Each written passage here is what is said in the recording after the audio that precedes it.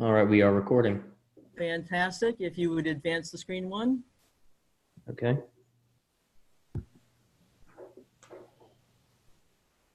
And again, I want to thank everyone for joining us today on our youth engagement webinar.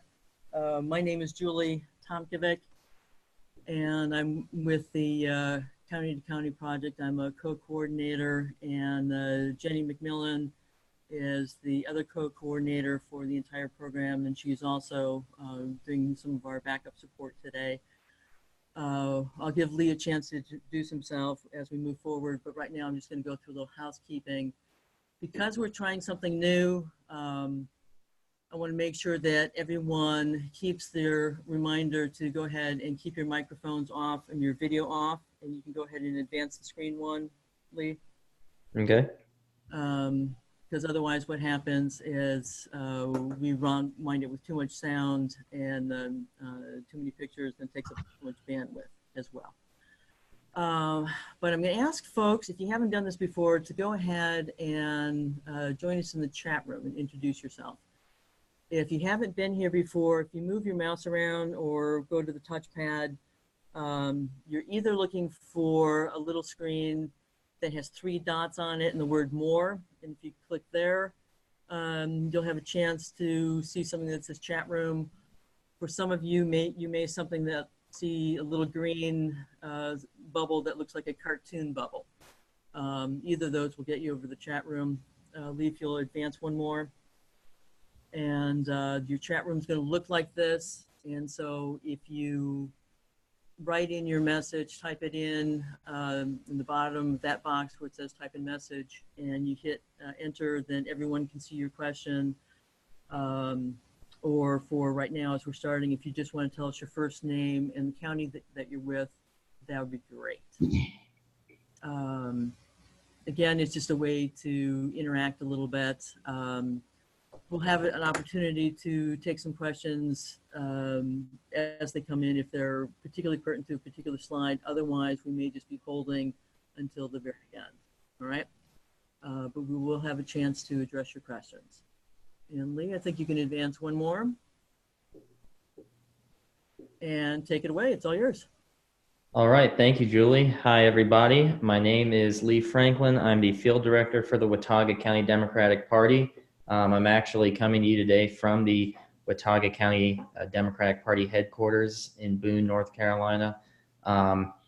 Basically, what I'm going to be talking about today are strategies and maybe some new ideas about how to engage with young voters obviously from the Democratic Party perspective.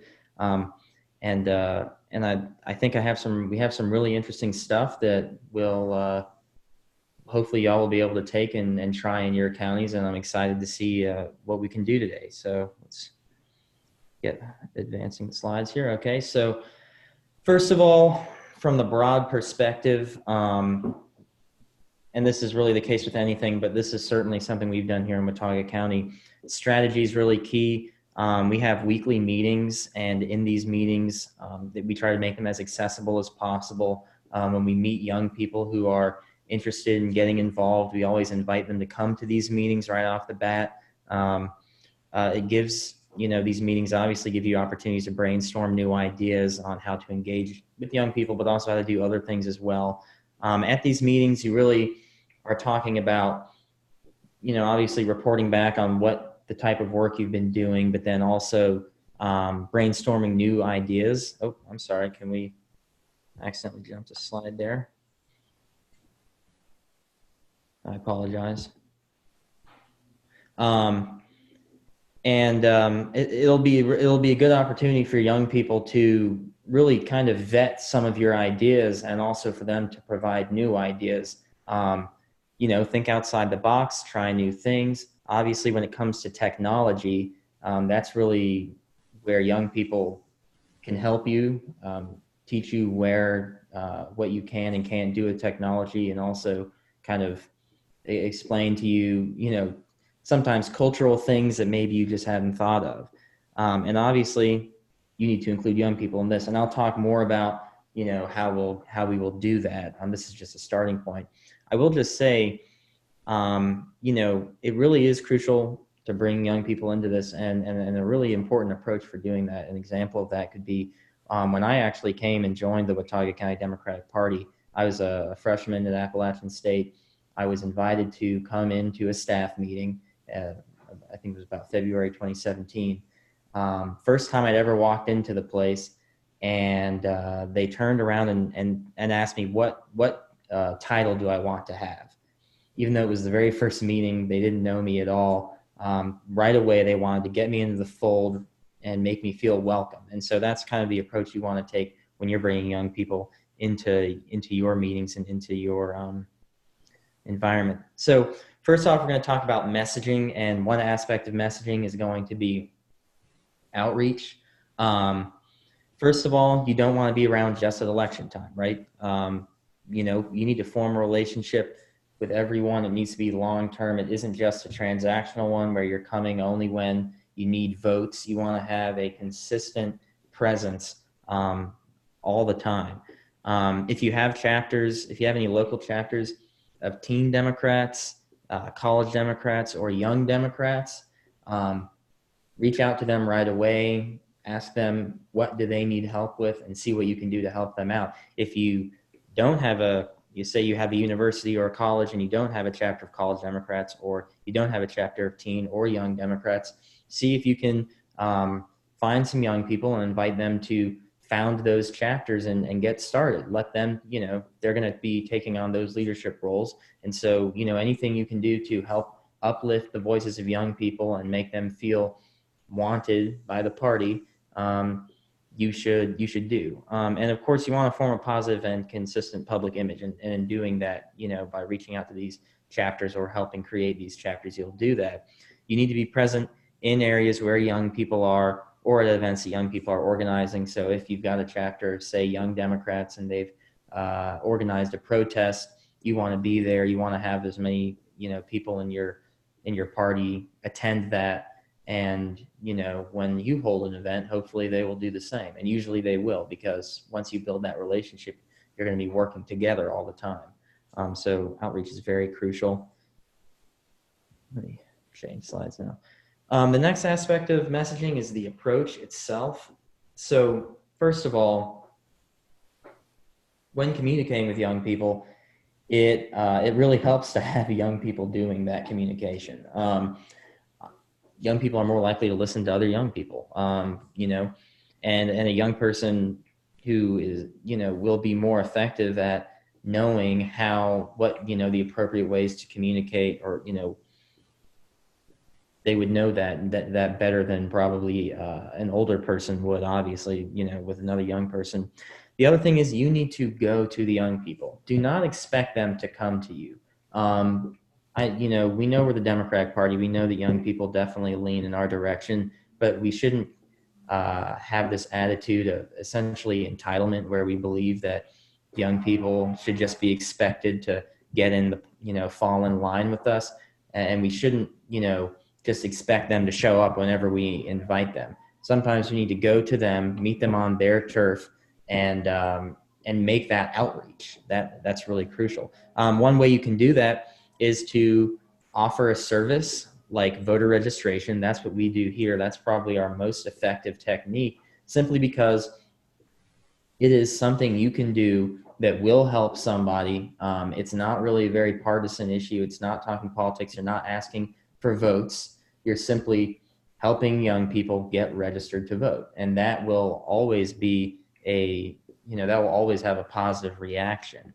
And while you're doing this, you still want to include community members, or not community members, excuse me, or older people, more normal members of the party, I guess, who aren't young. But like I said, you do want to try to get young people in and get them to kind of lead your approach in dealing with other young people and young voters. So earning support is kind of the last piece here, I believe, on messaging. And it's really, the reality is, and I'll explain these graphs in a second, young people support us. Millennial voters are, pretty much it's a 2 to 3 favorability towards Democrats. If you break it down by gender, millennial men, it's about 50% support us, and then 41% are supporting Republicans. With millennial women, it's about 70% supporting Democrats and 23% supporting Republicans. And so what's really crucial for us to realize is that they do support us. And so our focus is probably going to be less about persuasion and more about reminding young people why they do support us. We need to remind them of the views that we hold that they agree with. And like I said, we don't want to have this approach of, well, we just, we expect you to vote for us. We want young people to know that we want to earn their vote. We don't want to behave like it's just obvious that they should be supporting us. We want to earn their vote and make them feel like we are putting an effort in gaining their vote. And, this isn't just true for young people, but for this, that is really how you have to do this. So showing what the party believes in, that the other young people will agree with, will definitely help you a lot.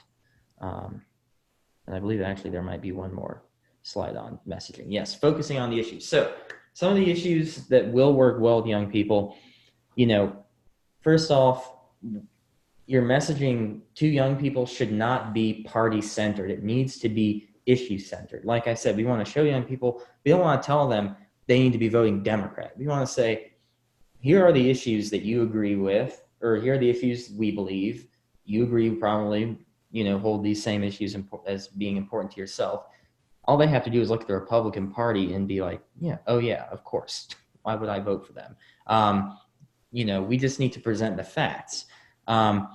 Young people, they're less likely to register with a party. If they do not register with us, that's not bad, because it's very likely they will still vote for us. In Watauga County, the Democratic Party is in 3rd place in voter registration. We are the last smallest major group of registered voters. There are more registered Republicans and more registered unaffiliates. Yet in 2018, the Democratic Party pretty much swept every election, because these students at Appalachian State, vast majority of them are registered unaffiliated. And so even though we have the smallest group partisan-wise, we have the bigger group in terms of support. Now, a really good way to appeal to younger voters, local issues, I think, are very effective. For high school students, gun control is an issue. There were protests, across the country in high schools about gun control or in favor of stricter gun laws. In your local community, police brutality, if there are instances of police brutality in your community, then that's an issue that would be pretty effective. Voting rights, local voting rights is probably the most effective issue for young people, especially when you have a college campus, and it's been very effective for us. In fact, in our county, when McCrory was governor, our Board of Elections was controlled by Republicans. The Republican controlled Board of Elections combined all 3 precincts that made up Boone and moved the voting site to a location which was not accessible by bus or sidewalk. And students sued the Board of Elections and were able to win back their site. And every year, one of the top messages for us is keeping that voting site in our student union on campus. And if you don't have a voting site on campus in any universities that may be within your counties, you might want to look into seeing if you can get a voting site, because it's very, it really just makes sense. It's easier for students to vote when there's a voting site on their campus. And it's not just students who benefit from this. Obviously, faculty and staff at the university would also benefit a great deal from having that site on campus. A couple more issues. Local taxation is a very effective issue. Sales tax, especially. Younger people tend to spend larger portions of their income, and so a sales tax disproportionately affects them in most cases. And then lastly, the environment is an important issue, especially here in the mountains, where people across the board are really concerned about keeping the natural beauty of our area, but also anywhere where you have an environment, which we have an environment everywhere.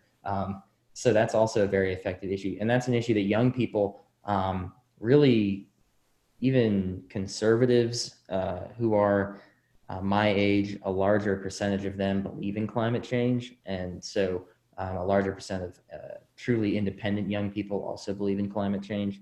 So that would also be an effective issue to hit on. But your local situation best. And if you know issues that are going to stick out to young voters in your county, then you should, hit on that issue hard. I think why the bottom line is these local issues are so effective because they're nonpartisan issues.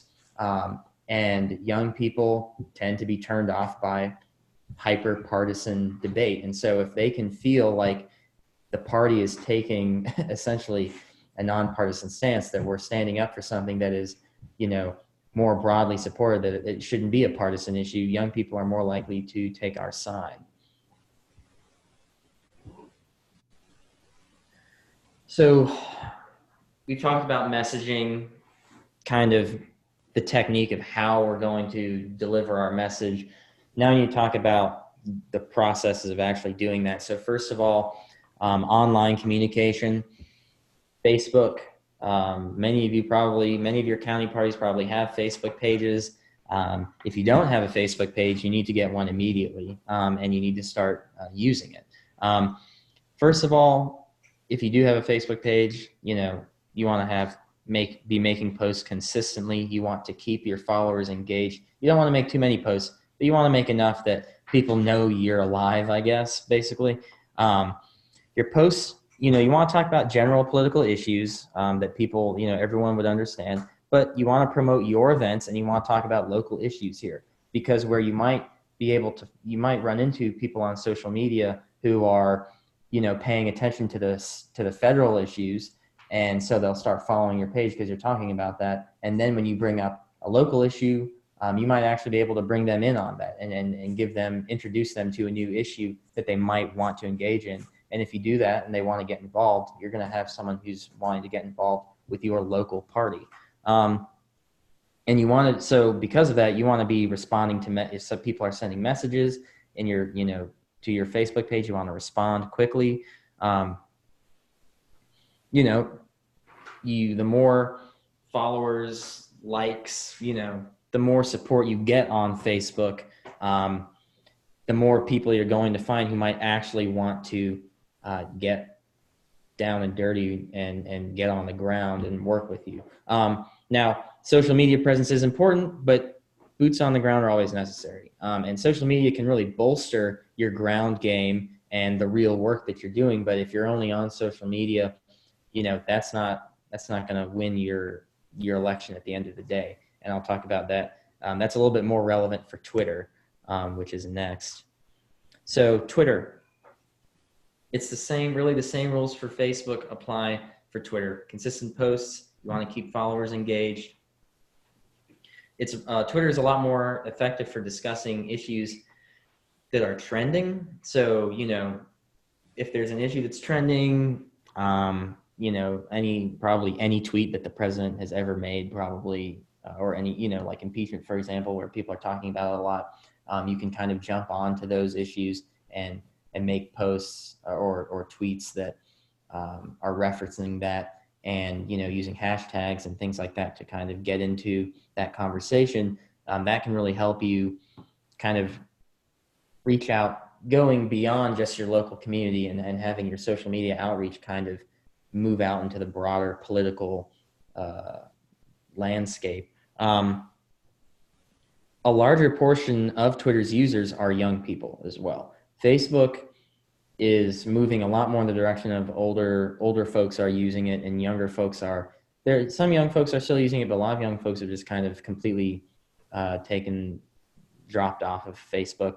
And Twitter is where you're going to find a lot of young people and a lot of liberal activists. And that can be really good for you to have that connection to, you know, if people see that your party is doing work all the time, a lot of activists are going to want to retweet, share what you're doing, get that word out, and people will appreciate that. Like I said, not just within your local county party, but also, you know, it could be statewide or even nationwide recognition you get on any posts you potentially make. But like I said, for Facebook, the same deal here. Social media presence is important, but boots on the ground are more important. You can use that. You can use the momentum on social media to share what you're doing, to bolster, you know, the work you're already doing, but you have to be doing that groundwork in the first place. And I just, you know, feel, like I said, I really feel the need to mention that, simply because what you do see sometimes is people who are really active on social media and then not really doing much on the ground. And so, you know, it's important not to be that way. It's important to and if you're doing work on the ground, it's going to be better for your social media because you can share that. But that's what we want to focus on. And of course, across the board, young people are on social media, Twitter, Facebook. They are on that. That's an area where you're guaranteed to find young people. So the next communication I'm going to talk about is Snapchat. Some of you probably heard of it. Most of you probably heard of it, but some of you may not have heard of it. It's an app that people have on their phones. It's basically the app. The way it functions is the user takes a photo. Either usually it's a selfie, but it doesn't have to be a selfie. And then they just send it to other people. And usually the picture arrives in the person, I guess you call it an inbox. And once they click on it, they can view the picture for usually about 10 seconds. Then the picture disappears forever. This is really a area where only young people use this. And what it's a very recent form of social media. Young people use it, you know, all the way from middle school to, college students. It is not effective in conveying a large amount of information. It's very ineffective at doing that. Like I said, these pictures usually last about 10 seconds. So you can't get lots of information out, but you can get short messages out. And it can be used as a get out the vote tool. If you have in your county small geographic areas with large concentrations of young people, Snapchat can be very effective for you. And what we can do on Snapchat what we can do for outreach using Snapchat is essentially Snapchat has a feature where once you've taken that photo, there are what they call filters, multiple options. If you live in Chapel Hill, for example, you could scroll through the filters and there's like a Chapel Hill filter, or there's one that has like the old well on it. And you could swipe through and choose which filter you want to be overlaid on the image, on the picture that you took. These filters usually are, Snapchat creates them for users in an area, but it is possible to actually create your own filter, purchase that filter, and then use it. And you can select the geographic area you want that filter to be, users to be able to use that filter. And so what this can be really effective for, like I said, small areas with large concentrations. Yes, I'm sorry, I need to add that. So what we're looking at, the three images we have here, these are examples of Snapchats. The Vote Today frame, that is a filter. And that is what we did in 2018 during early voting. We just created this filter. The person whose face is featured here was our volunteer of the year that year, and he was a student. So we wanted to include a student here, and then we just said, vote today in the student union. That's all we said.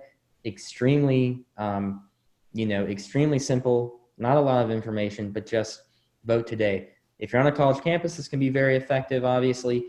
One area that I think and this is an area where, that was the first time we've used Snapchat. This is really not a very advanced, I guess. You know, people haven't been doing this for very long.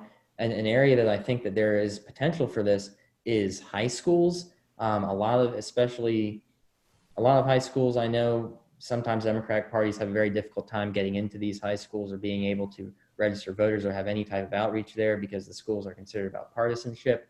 But if you purchase a filter and you lay it over the geographic area of a high school, which is a pretty small area usually, um, you can directly communicate with students at that school.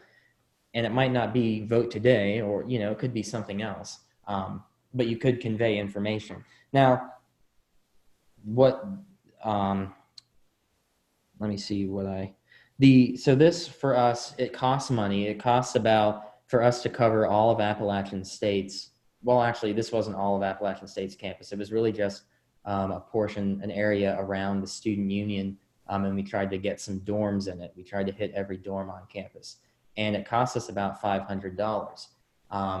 Now, we were able to, according to the metrics we received back from Snapchat, they said that I believe it was over 4,000 people viewed our message, Vote Today, in the student union through this filter. And that metric, I believe, comes from, they count every time a person chooses to use that filter and sends the message. We believe we probably actually got our message out to a lot more people, because when you're choosing filters, you're swiping through and the filters are going by one until you find the one you want, and then you send it. So what likely happened was many people saw that this filter existed, but chose not to use it. And so they still read the message. It's a very simple message. It's not complicated. And then just swiped by and chose a different filter and then sent that picture. So we believe that this probably potentially had even thousands and thousands of more contacts than what Snapchat showed us, because we weren't using it. Our goal wasn't necessarily it certainly helped us when people used the filter and sent the message, but that wasn't our main goal. Our goal was simply for people to see the words Vote Today in the student union. And so this is I think something that is very effective for communicating with young people. Snapchat is pretty much almost exclusively young people. And so this is an area, and you can do it on your phone. You can go onto your phone, onto the Snapchat app if you've already downloaded it. And you can just go into the settings, I believe, and you're able to find an area where you can purchase a filter, and you can make the filter on your phone and everything, pay for it on your phone, do it all on your phone, and then just hit go and you choose the dates. The filter pricing is based off of the size of the geographic area you choose to cover. And so it doesn't have to do with people, which is why it's so great. If you can find a small area where there's a lot of people, you're going to get a bigger bang for your buck. And also, again, why I say high schools might be an area where we can continue testing this out.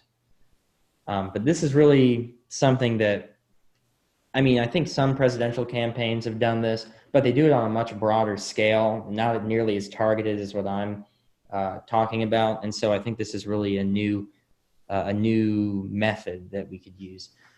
So lastly, for communication, the old-fashioned way is always probably for us the most effective, and that's in-person communication. So I've already talked about this once, but voter registration and voting information are very important ways to communicate with young people. You want to, like I said, provide a service and provide something that is nonpartisan, that is not divisive. It looks better when they see the party, even though we are, obviously, if you're on a college campus registering voters, it is certainly in your best interest to be doing that. But people don't really see it that way. It's really seen as a very kind of a selfless act. And and you can't always do this everywhere. But because of the partisan lean of our campus, and I think most public university campuses and many private university campuses too, we register everyone who we ask to register, regardless of what party they are. Like I said, you can't always do that. Sometimes you need to try to screen folks before you want to register them, so that you don't register too many, Republicans. You don't want to be working against your own best interests. But generally, when you do it that way, it's perceived very positively by young people. And also, what's very effective, contact tables offer free food, play music, engage with people, just talk about the work you're doing, and what you as a party are trying to do to help young people. And these are, as I said before, young people communicate better with other young people. You want to have young people, running these tables, but you also do want to have, older folks there too. I'll say, in my experience, we register voters on Appalachian State's campus. A lot of times there are young people who would rather register to vote with a young person. If you ask them if they're registered, they would say, oh, no, I need to register. You can register them. Sometimes, though, it kind of helps, I guess, when you have an older person asking if they're registered, simply because I guess they have more respect for an older person.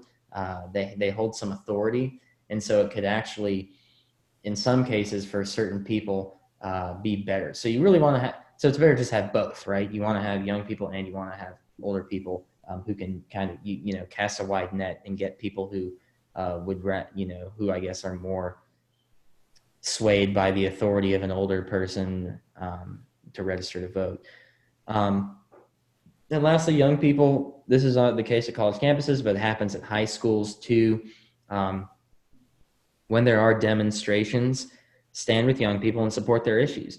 They might have, climate change, gun control, some of these issues. Maybe they're a little bit more radical on it than you are, but by showing up and offering your support and just saying, we stand with you, that goes a very long way with young people. That shows that you're with them every step of the way. And a lot of this, relationship building, it really just comes down to that, relationship building. It's about the trust between young people and the older folks in the party, and that's really important. And you don't want, when they're taking on these issues, going on demonstrations, making statements, these types of things, you don't want to take the lead. You want to support them from behind, right? Stand in solidarity, but don't be the ones trying to take control and guide, control where they're taking their issue. You just want to be there for them, just being supportive. And that, like I said, that can go maybe a longer way than any of the other things that we'll even talk about in this training. See if I can get to the next slide. Okay. So lastly, last big piece of communication. This is another area where we are kind of trying new things, pioneering this. It's not, a complete science yet, but we've had some success with it, and that is texting. Young people, I don't know if you have kids or grandkids or just friends who are young and you've tried to call them and talk to them. Sometimes they don't listen to their voicemail, or they don't even have their voicemail set up, or they just don't even answer the phone at all. And texting is a more effective form of communication for them. And what you will find is that, and it seems like I've spoken with some people who aren't young, and they kind of agree with this. If they have phones that can text, that they would prefer to engage with someone over text rather than on the phone. When it's kind of on their own terms, they could choose when to respond whenever they want to, or whenever it's convenient for them, rather than picking up the phone and having to talk right away. And quite frankly, young people are just kind of bad at talking on the phone for some reason. I found they're uncomfortable with it. It's just weird to us. And so texting is just there's just a better chance you're going to get in touch with a young person by communicating through text. And so, like I said, this is something new. This is a tool that we're still learning, but I can tell you some of the things that we know for sure right now. You want to create a persona for your text. We sent out texts last year for the 2018 midterms. We created a persona for our text. Her name was Amy, because 3 letters was the cheapest name. You pay by the letter, and so we wanted it to be a shorter name. We wanted it to be a female name because we thought that would be a bit more approachable over text. And it's just what we did was we sent multiple texts over time. Not a lot, but we sent about 5 texts over the period of maybe 4 months, something about 4 months. And so not a lot of texts. But because you're receiving a text from a person with a name repeatedly, there's kind of a relationship being formed. If someone responds to a text with, say, a question, and what we were doing was we were sending survey questions, but closer to election day, we sent get out the vote text. And when someone responds to your text with an appropriate, if someone's being rude or inappropriate or something, don't respond, do not give them that. But if someone is asking a genuine question and asking for your help, you should respond immediately. It can be very, very effective in helping individuals go through the voting process. And we'll talk about this. The way we did this, we used a program called Relay. Now, the state party has a different texting program that they are still working on making it accessible to all the counties. But it wasn't ready when we did this, so we chose to use a different program called Relay. The party paid for it. It cost, do you remember how much that cost? I have someone in here who could give me a rough estimate about how much that cost. Yeah, I think it was around $1,000, but we texted thousands of people. If you're texting a smaller group, we actually were talking to some counties about a couple weeks ago who were also considering texting, and for the number of textable cell phones in their county, it was only going to be about $300 for them to send these texts. Now, here's the thing about this before I move forward. These texts, you're not sending these texts on your phone. This program works on your computer.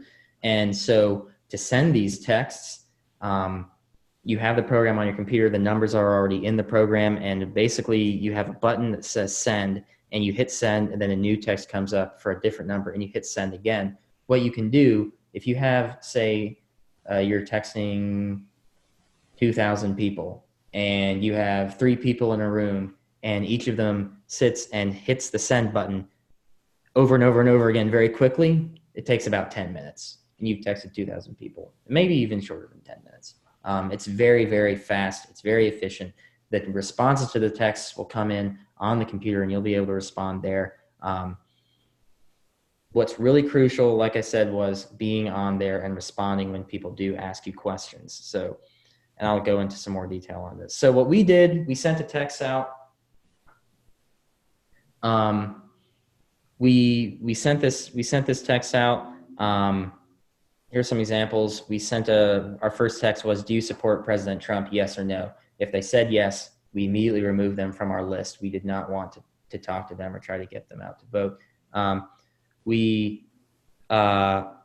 The next text, we sent a question about our student union voting site. That was, pretty straightforward. Yeah, do you support that? Yes or no. We didn't use that information for anything. It was simply to keep the people we were communicating with engaged. And then on election day, the day before election day, we said, vote tomorrow. And then we just asked if they had any questions. And when people ask questions, we had someone very knowledgeable of the law, like the laws, the locations of precincts, and she was able to respond directly to people's questions about this. And we were able to literally walk people through the process of voting while they were standing in line at the polling place. We could, if they had to request a provisional ballot, we knew how to tell them how to go through that process. In one case, we had a person who wasn't going to be able to make it to their precinct in time to vote, and we were able to find out what the nearest precinct was to where they worked, and then we could give them the information to tell them how to request their provisional ballot so that they could have a vote. And so you can really get personal with someone and walk them through this process. And lastly here, the results. 55.7% of the people we texted turned out to vote. like I said, we were able to walk them through the process. It was very effective. This is the first time we did that, so that's just what we have to offer from one go at this. And so, like I said, this is a new technology, but so far it seems like it could be pretty effective.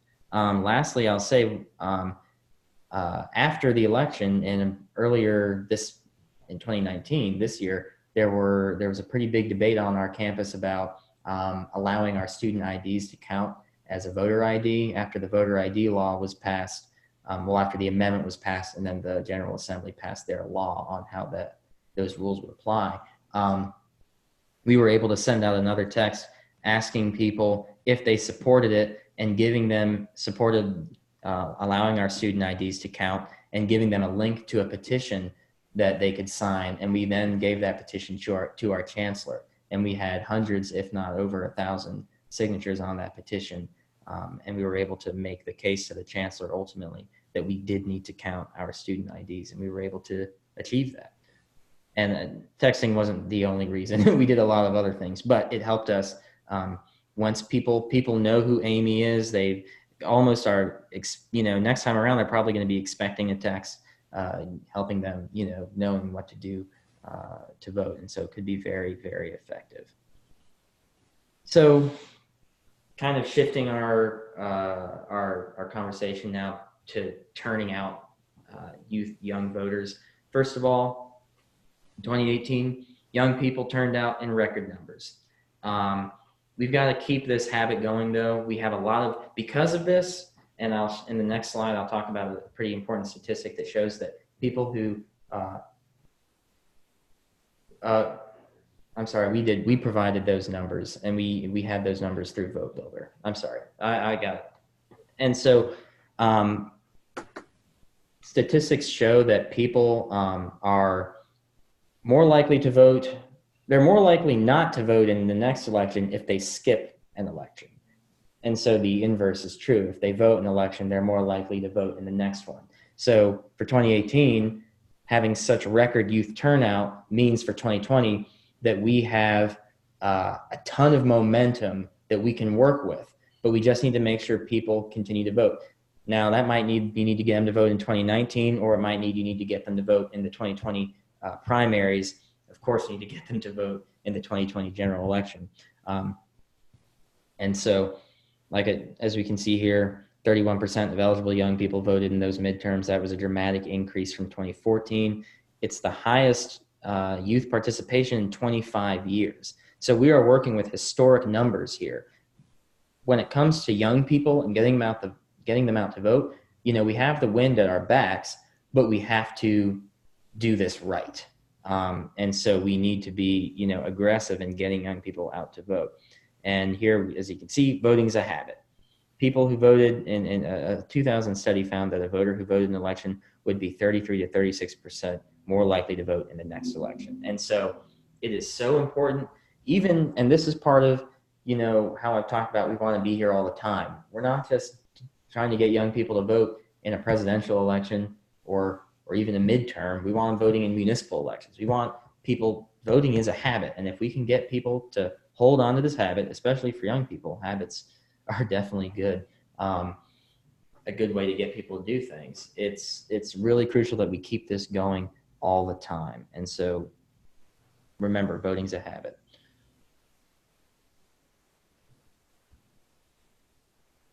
And you want to keep young voters engaged in local issues, so that if you have a young person who's voting in your town council race, they're going to be voting in your your state races, your midterms, your presidential races. If you have someone who's committed to voting there, you're going to have them committed to voting when the really, really big elections come. One thing I will say about this, if you're a college town, you really should encourage young people to vote in your local elections, because A, you want them to feel like they're a member of your community, obviously, but B, it's part of continuing that habit. People are far less likely to vote absentee than they are to vote in a voting site that's on their campus in an election where they live 8 out of 12 months a year.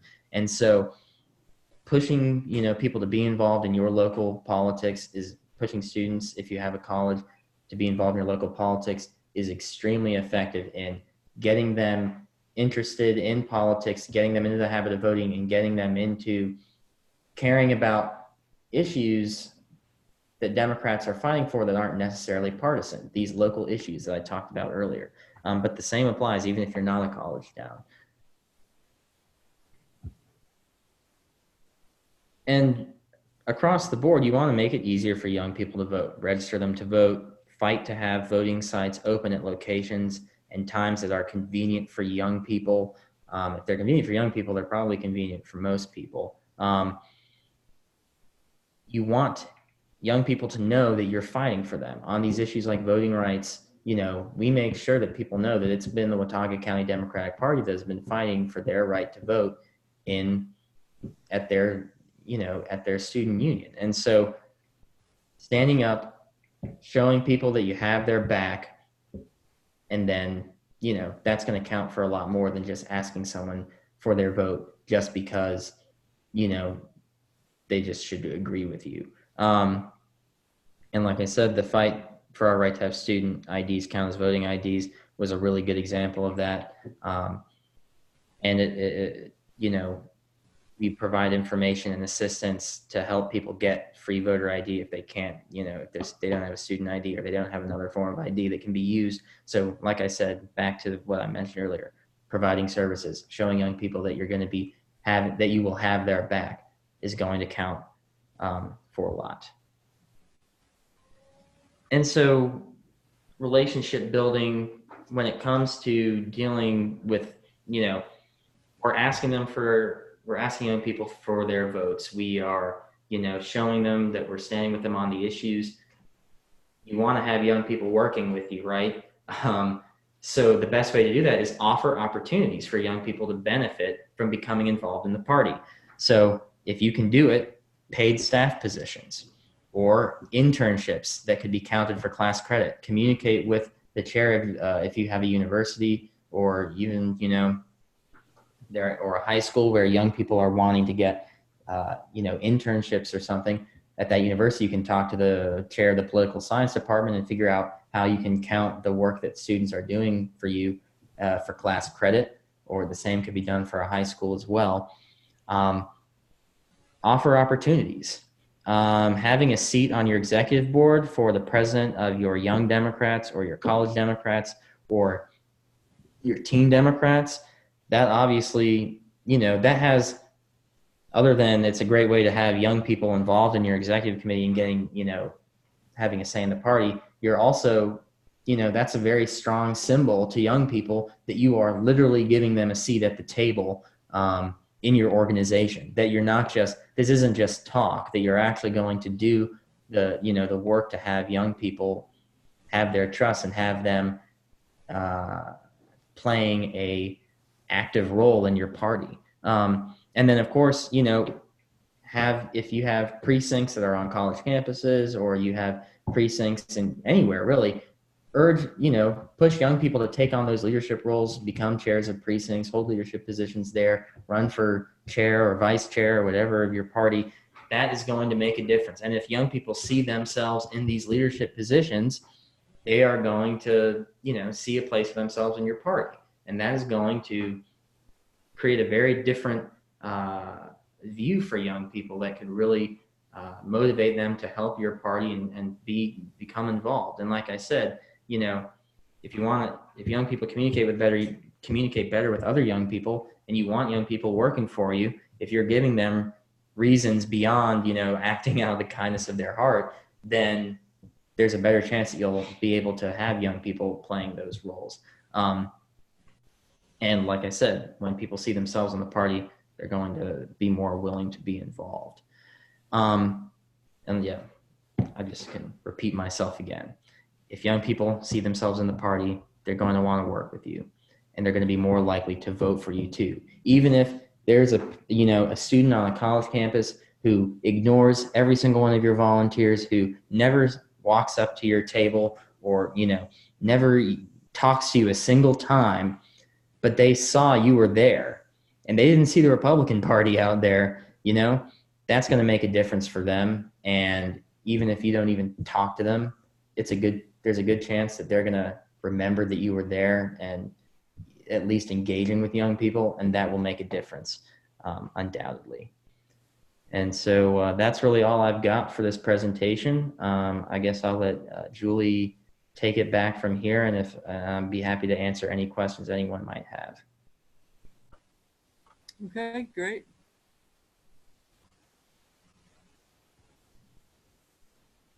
Okay. There had been a couple of questions that had come in before we started today. Let's see if we can't hit a couple of those. I know you've had a chance to look at some of the ones that came into the chat room, and I appreciate that. But one of the questions that had come in was, how do you reach young people outside of college campuses? So maybe even you might have a university, but that doesn't necessarily mean that all of the young people in town are attending that, or maybe they're living off of campus or other things like that. Do you have recommendations on how to reach people that way? Yeah, so like I said, texting is a great way. Most young people have cell phones that you can text them through, so you can get straight to a young person through that technology. Snapchat, again, high schools using Snapchat filters at high schools, or just using Snapchat filters in general, you're only going to really get in touch with young people through Snapchat. If your county has a community college, that's another place where you're likely to find more young people, although it's not a guarantee. But you can actually, community colleges can form chapters of College Democrats. And if you can get a chapter started there, then you can have, again, young people who are working with you on that campus, who kind of open doors for you to get on that campus and have more interactions. Really what it comes down to, if you don't have those things, like I said, using technology that can get straight to young people, also knowing areas of your county where young people are more likely to hang out, whether it be, like a downtown area or restaurants or, something like that. Having a presence there, holding events, or trying to get chapters of Young Democrats established. You can do this without having a college campus at all. But it will just be more of a, you'll be kind of having to comb through the population to find your young people. And it will take more effort, no doubt, but it is possible. Okay. Let's say the school in your area, and this is a great resource because there are approximately 114 colleges or universities across North Carolina, and that includes 58 community colleges. We have 2-year programs, so this is a great resource. I really appreciate your letting people know what's working, what's successful. But let's say your local group doesn't necessarily have a group of College Democrats or Young Democrats. If you are in a county party and you want to reach out in that area, how would you go about trying to establish contacts through the university to be able to, let's say, set up a voter registration table where you could begin to engage with young folks? Would you suggest people go through trying to contact the dean of students or student union, or what would you find to be successful? Well, what we have done, we have had a infrastructure going for a while now, since before even I took on this role. But what I believe we had, it kind of starts out where, you can go out onto a college campus, say, and have some folks with clipboards and just start asking people to register to vote. And, not tabling, not doing anything really big, not because, if you have a table, you have to reserve it, but you have to be a student organization to reserve it. I mean, just having people on the campus standing around with clipboards, registering people to vote and talking about, the issues that you're fighting for and the work that the Democratic Party is doing. You're going to meet some people You're going to register them to vote. They're going to, you're going to get to know them, and they might want to get involved. And you can say, well, here, we'll bring you into these meetings. We'll bring you up to the table. There's some precincts we need to organize, or there's, we want to get these chapters started, and we think that you could be someone who could help lead that. Those are some ways I think you can do it. You kind of have to have that initial expedition, where, you aren't going to have young people, and it's just going to be y'all out there asking people to register, but you'll start to meet people and bring them into the fold as that process goes on. Okay. And a question had come in, and you've addressed some innovative approaches and some social media approaches already today, but what have you found to be successful to help inspire volunteerism and to increase voter interest or voter excitement? I know you talked about the chat, the Snapchat, but let's take it a bit broader. How have you found, what have you found to be successful in terms of really kind of inspiring that volunteerism? Do you think it is that making it, making that connection with the local issue that college kids are interested in? Yeah, I mean, I think that local issues are very crucial for us. It's our student union voting site. It's an issue where no matter who you are, if you're a student, you're offended that people are trying to stop you from voting. But there are other issues where if people feel in their community, students or any group of young people in the community feel kind of personally offended by something that Republicans are trying to do to them, or something that's affecting them, then that's an area where you as a party can say, we're going to support you. And they're not going to be, it's not going to be about these partisan issues to them. It's going to be about this one issue that you are on the same side as these young people, and you can work together on that. Yeah, I mean, I really do think the local issue is the best bet. Yeah. Okay. And I'm going to put in one more on, and I'm going to use the Orange County a little bit as an example. So there are precincts. There's a precinct for the University of North Carolina students who are living on campus, but there's also a lot of students who are living within town or within the county, whose first connection may not be through the dorm or what is, necessarily a particular message on campus. What would you say are some of the most successful outreaches to student areas to get young people involved in local precincts that are not on the campus? What have you seen that has been successful in your county? Mm-hmm. Well, one thing for us that has worked, we have, most people at Appalachian State will live on campus for their first 1 or 2 years. And so through College Democrats, we'll urge people to chair precincts. There are 2 precincts that are almost exclusively campus. We'll urge them to organize and chair those precincts, but then they're going to move again, and they'll be living off campus. And so one thing you can do is you have someone who's experienced in chairing a precinct, and you can say, okay, well, reach out to them again now they've moved, and say, can you organize the precinct you're living in now? So that's one approach you can take. If you're on the campus, if you have a chapter of College Democrats going, but even if not, if you're just communicating with students and you really meet any young people who are really interested in getting involved, you want them to come to your staff meeting or, and see what's going on.